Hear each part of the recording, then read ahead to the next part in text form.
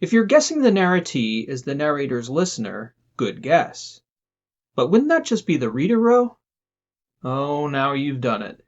You've opened up a can of narrative worms that'll get those pesky narrative theorists squirming in all different directions.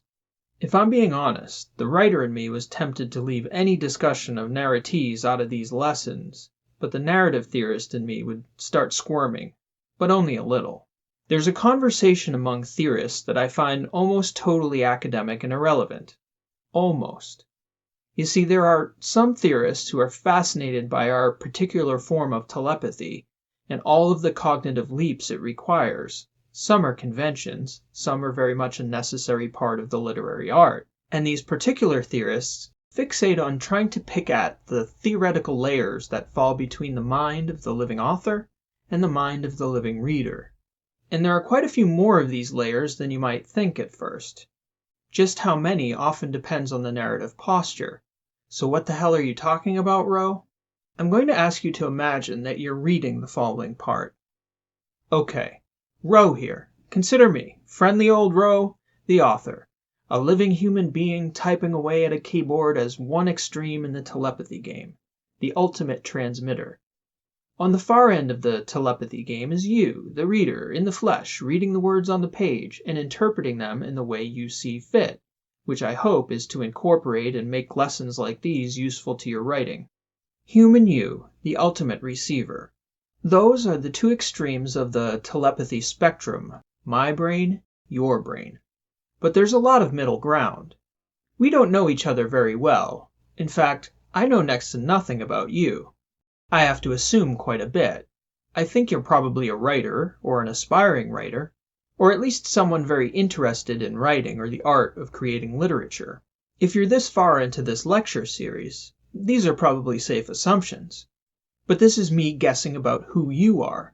That imaginary person, the author's guess about who you are, is called an implied reader. There's a counterpart for me. Who exactly do you think Ro is? Wouldn't you like to know, Ro? Actually, no, that'd probably be just about too much for little old me to take. But by now you have some idea. You know I'm a book nerd and a literary geek. You know I've gone through master's degree programs, so you can probably guess I'm not 22. I've lived in a few places, yes, but who is this Ro cat transmitting these words? Whoever you think Ro is, that's your implied author. That's the second layer. Now we're playing a fictional game where there's a narrator. Suddenly, more theoretical layers appear in our telepathy game. Think about The Hobbit. That story has a non-character narrator, who is the purported generator of the words in the fictional game, the teller of the tale, even though we all know Tolkien wrote the book. Who is that narrator speaking to? Well, this is where the discussion gets squirrely and academic, at least to my mind. Because that theoretical narrator is telling the story to somebody. But if we're playing this fictional game, that narrator has no idea that you're out there reading, right? It's a fictional speaker, somewhere out there in the ether, not quite of our world, but neither is it part of Tolkien's Middle-earth. So it can't be talking to you, the flesh and blood reader, nor even the implied reader for that matter. This narrator wouldn't know about our world at all. At least not if it's playing the fictional game and taking it seriously. And we have no reason to think it isn't. So there needs to be another fictional figure there for the game to make sense. This narrator is talking to somebody. That somebody is the narratee. We readers are just lucky enough to intercept the transmission and find it interesting. So that's 6 theoretical players so far in this telepathic game. Ugh. See why I wanted to avoid this? Lastly, there are the players in the story world at the center of the action, the characters in the story. A total of 7 layers now. That's a lot of potential for confusing telepathic feedback loops. And this is not to get into this conversation very deep. Believe me, narrative geeks can get all fired up about adding entirely new layers. Multiple dissertations have been written on this. Can you imagine having to read that? Blah! Anyway, the most common version of the main players goes like this. Author, implied author, narrator, characters, narratee, implied reader, reader. So why the hell does this matter again, Ro? Well, Sometimes it may not matter much at all. We just accept the common conventions and ignore this. I bet you're wishing I had. But there are times when this does matter. And these are the times when the narrator has a specific storytelling situation in mind. The narrative posture the narrator adopts sometimes has a specific narratee. A good example of this would be in an epistolary story. A character drafts a letter for another specific character, and there are implications that go along with this communication.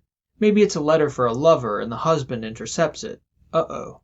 Or maybe the narrator is a benevolent robot trying to write the history of humankind in such a way that convinces its less sympathetic brethren to see humanity as an overall lovable, mostly well-meaning scourge upon the earth that shouldn't be entirely wiped out. That's what zoos are for, after all. Or think back to Humbert Humbert. He kept addressing the members of a hypothetical jury he was trying to convince of something. There was something going on there. What? That's a whole other dissertation again. But the bottom line here is to think about the narrator's purpose. If there's a specific one that helps the reader to understand the narrative posture more clearly, it might be worth having the narrator address it. A good example of this is Robert Graves' Emperor Claudius writing his own autobiography in an attempt to set the record straight on the early emperors of Rome for all time. There are other times when the narratee is a character in the story world whom the narrator is directly addressing. More on this later. Or, in many cases, like with Tolkien, the narrator just tells the story and that's enough. Most readers don't really care if there's a narratee, as it doesn't really have much bearing on how one interprets the story either way. Again, it's all about the narrative posture. If you know the narrator's situation and motivation for telling the tale, these questions will answer themselves. Are you getting tired of hearing that yet? Okay, enough about narratees. Let's get into something more useful.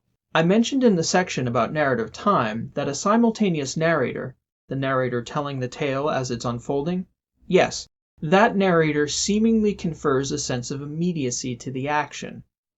Why that seems to be true is a complex issue for a lot of reasons, linguistic, cognitive, theoretical, and otherwise, but it does seem to be true, and there are a few important and useful things to say about this. When we talk about things that happened in the past using the present tense, it's called the historical present. This convention takes place in conversation all the time, and likely has for as long as people have been speaking to each other. We can certainly trace this back linguistically to Latin and Greek, and I'm sure farther than that.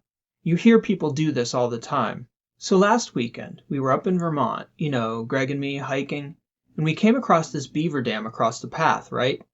So Greg goes off and starts taking pictures because the beaver's right there swimming around and working on his little house or whatever. And this lady comes up to me and she's like, "Hey." And I'm like, "Hey." And she starts talking to me, and then totally out of nowhere she goes, "Wouldn't it be amazing to be a beaver? To just chop down a tree with your frickin' teeth? Like, nah, nah, nah, and then a tree totally falls down and you, build your house with it? That's crazy." And I'm like, "Yeah, totally crazy." And I start inching away slowly. People talk like that all the time. Well, maybe not exactly like that, but you get the idea. That lapse into the historical present is a common convention in speech. It's not super common in written language, though. It tends to be confusing if your narrator is jumping between tenses, because reading tends to be hard enough as it is. That's why it takes you 20 years to learn how to do it well. Reading and writing aren't natural things at all. Most writers who adopt a simultaneous narrative posture start with that posture and stick with it, which, one might think, would lend that extra sense of immediacy to the story because of the present tense verbs. But this isn't necessarily the case. While writing about the immersive value of the present tense, Marie-Laure wrote the following: "Continuous presence becomes habit. Habit leads to invisibility, and invisibility is as good as absence." This statement is true not just of the present tense, but of all narrative conventions, and it's good to bear this in mind for several reasons. I'll show you what I mean. Here's an excerpt from a short story by a young writer. The following excerpt contains multiple ellipses, that little punctuation mark with 3 periods. For the sake of those listening only, I'm going to say the ellipses aloud. "Well, Jake, ellipsis, what do you think? Suit me? I never saw anything like it. My sister wouldn't believe me if I told her, ellipsis. But I don't like the walls. If you'll pardon me for saying so, ellipsis. That green, ellipsis. They look so cold. You can probably, ellipsis, see what I'm talking about here, ellipsis, right? The conspicuous, ellipsis, use of ellipses, ellipsis, is very conspicuous when you pull 3 sentences of dialogue out of context, and there are 4 of them. This story is very short, around 1,000 words, and if I remember correctly from when I counted them, there were roughly 18 ellipses in the story. This is a common thing for a young writer to go through. They'll fall in love with a particular sentence construction or punctuation mark or some other narrative move they like and feel comfortable with. And suddenly that particular device appears too frequently in their prose. I went through a brief colon phase in my younger days. It was very traumatic. The point is this. When something ellipsis like that happens, ellipsis, the ellipses, ellipsis, appearing all over your story, ellipsis, your reader adapts, ellipsis, and begins to ignore them. The purpose of the ellipsis is to indicate a pause, and it does work for a time, until it doesn't. And just like Marie-Laure says, continuous presence is as good as absence. So by the time the reader of that very short story with all the ellipses gets to the end of the story, at the time in the narrative when an ellipsis might convey something dramatic in the pause and dialogue, the reader has long since been ignoring all those ellipses. The intended effect is gone. That young writer above, by the way, was named Truman Capote. This excerpt was from his earliest published short story, which he published in some fancy-pants New York literary magazine when he was just 18. Young Truman grew up and ditched all the ellipses and turned out all right. So if you're desperately in love with the semicolon, that's okay. Just know that it's a love that cannot last. Also, it's worth bearing in mind that this trick your readers do, to adapt to ignore the prominent features of the text, this is actually a writer's best friend. They do us a tremendous favor by doing this. Think of this as the first 20 pages of a book you just picked up, when you're learning the writer's style. Those first few pages can be a bit of a slog until you begin to adapt to the writer's style. Then you get into the rhythm of that writer's work. If he's a long-dead English writer, you may subconsciously begin to anticipate the verbs coming at the end of sentences. If she's a modern crime writer, you come to expect sharp, short, snappy prose. If your readers didn't do this, and do it well, there wouldn't be a lot of stylistic variety in published fiction, and what fun would that be? 3 cheers for adaptation. But it presents problems, like Truman's problem above. You want to convey a lot of pauses in the dialogue. What's the answer? It might be that you cut back on a few of the ellipses so that they're not so frequent in the text, especially at the points where it isn't dramatically critical. You might also consider writing 1 or 2 actual pauses into the dialogue tags themselves. And I mean 1 row paused, but certainly no more than 2. The point is that the narrative art is in varying the form of the text so that when it's important for those moments to count, like that dramatic pause at the key point in the story, the change in the text gets across to your reader. It matters. I'll show you someone who just nails this. Stratified genius level stuff. And this is going to bring us all the way back around to the historical present. But first, let's consider the chief again for a moment. Remember that the chief narrates the entire novel One Flew Over the Cuckoo's Nest simultaneously. This means that everything in the book that isn't backstory or scene setting is told in the present tense. So there's very little or no added immediacy to the present tense after a while. The reader just adapts, and as they get through maybe 10 or 15 pages, that just becomes part of how they expect the chief to talk. The simultaneous narration probably works as a useful way to move the reader into the story quickly, but soon after, it simply becomes a part of the expected narrative posture. This isn't Rowe being critical here, because I think the chief is a phenomenal narrator. I'm just calling it how it is. Okay, so how does one, if one so desires, make use of the historical present? That is, switch to the present tense to add a sense of immediacy exactly where you want it, and then back out of it before it loses force. And can you do this without confusing the hell out of your reader by constantly jumping back and forth between tenses? Thankfully for us, Professor Cheever is here to show us how. The examples I'll be using here are from John Cheever's famous short story, The Country Husband, which is an absolute monster of a story. You could break this story down at every level of analysis and find literary perfection staring back at you. This is merely one tiny part of what makes this story go, and you may want to go read the whole story before going through this breakdown, because after the breakdown, you'll notice the gears turning. And part of what's so genius about this story is that the gears are turning and the reader never knows. Just watch what Cheever does here. It's so damn clever. To begin at the beginning, the airplane from Minneapolis in which Francis Weed was traveling east ran into heavy weather. The sky had been a hazy blue with the clouds below the plane lying so close together that nothing could be seen of the earth. The mist began to form outside the windows, and they flew into a white cloud of such density that it reflected the exhaust fires. Like most good stories, the narrator cues suspense early. From the first sentence, the reader knows there will be trouble in that plane, because bad weather is ominous, and you don't want to be on a plane in bad weather in a story. Nothing good will come of that. Note the verb tenses here. We're looking at a subsequent narrator. The loud groaning of the hydraulic valves swallowed up the pilot's song, and there was a shrieking high in the air like automobile brakes, and the plane hit flat on its belly in a cornfield and shook them so violently that an old man up front howled, "Me kidneys! Me kidneys!" It's a darkly comic plane crash, and it seems that everyone survived. Francis is okay, if shaken, and he hops a train to suburbia where he drives home to his lovely wife and kids. Cheever's narrator is sure to describe the scene in fine detail, and this bit of description has more than one purpose. Take note. The Weeds' Dutch colonial house was larger than it appeared to be from the driveway. The living room was spacious and divided like Gaul into 3 parts. Around an L to the left as one entered from the vestibule was the long table, laid for 6, with candles and a bowl of fruit in the center. Ah, the table is set, dinner is made. It's the perfect little picture of 1950s suburban America, which Cheever is going to take no time in turning on its head. Watch how he does it. Francis, taking off his hat and putting down his paper, was not consciously pleased with the scene. He was not that reflective. It was his element, his creation, and he returned to it with that sense of lightness and strength with which any creature returns to his home. "Hi, everybody," he said. "The plane from Minneapolis." 9 times out of 10, Francis would be greeted with affection, but tonight the children are absorbed in their own antagonisms. Francis had not finished his sentence about the plane crash before Henry plants a kick in Louisa's behind. Louisa swings around, saying, "Damn you!"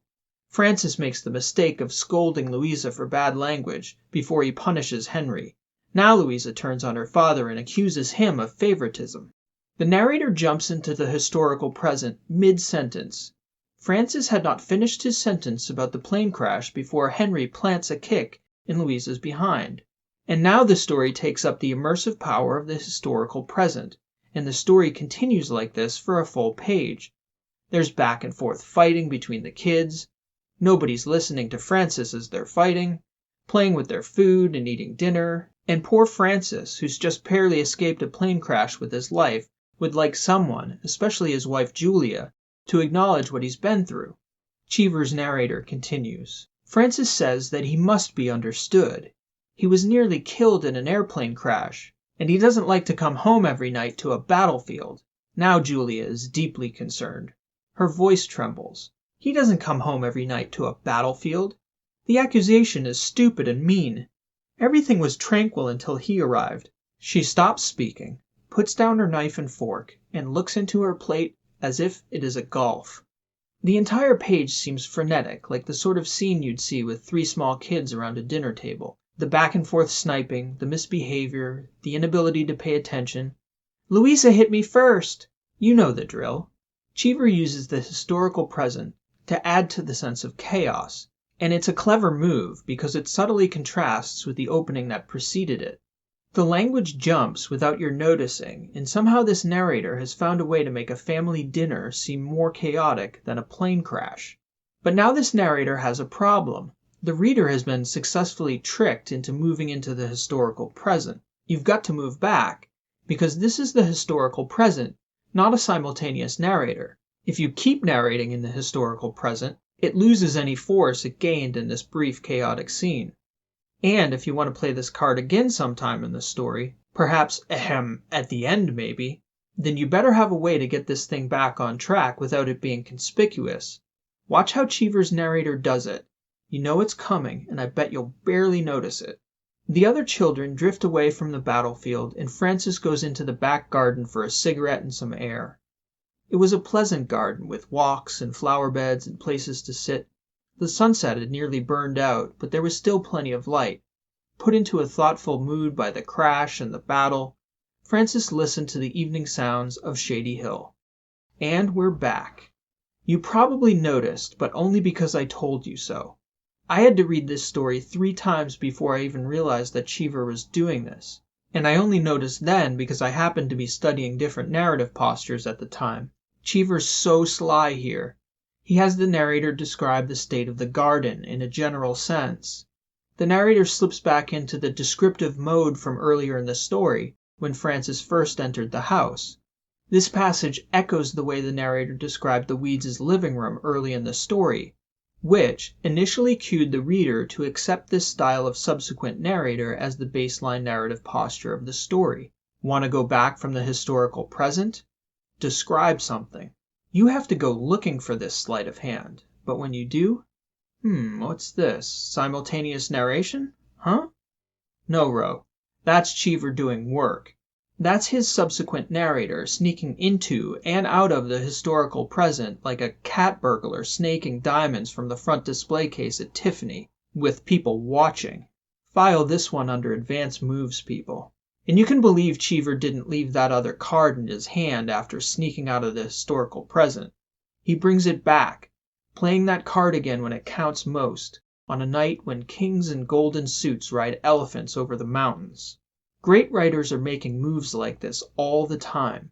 When you understand the concepts, it becomes easy to see these moves for what they are, narrative techniques that you can learn, master, and use when they become the right choices for your stories. If you develop a solid understanding of how stories work, you'll have all the teachers you'll ever need. You just need the patience to really examine what the text is doing, systematically. Plot, narrator, character, story world, text, and subtext. Then, you can take the work of the writers you admire and let it go to work for you. Are you getting there yet? There's still quite a bit more to learn here first, but hopefully you're getting a sense of where you're headed.